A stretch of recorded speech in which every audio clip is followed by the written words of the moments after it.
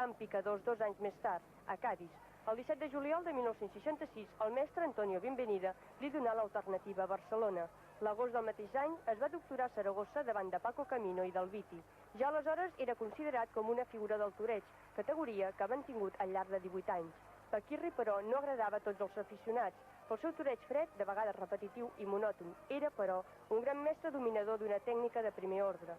Totes les places espanyoles i americanes han estat escenari dels triomfs de Paquirri, de la seva actitud valenta davant del toro, que ja li va ocasionar a la Fèria d'Abril de Sevilla de l'any 1978 una de les agafades més greus de la seva vida professional.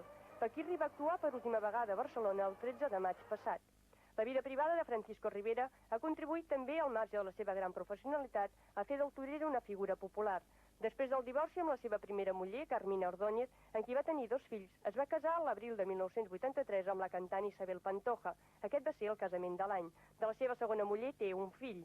Per mutu acord del matrimoni, Paquirri havia decidit no superar les 40 actuacions anuals. El diumenge passat anunciava que havia acabat l'actual temporada. Finalment, però, va decidir complir els seus compromisos de Logroño i afegir una última actuació a la plaça del poble cordobès de Pozoblanco, on va trobar la mort.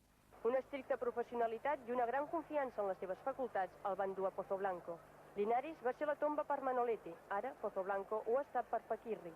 Han passat 37 anys. Comença la llegenda. Carrera estel·lar.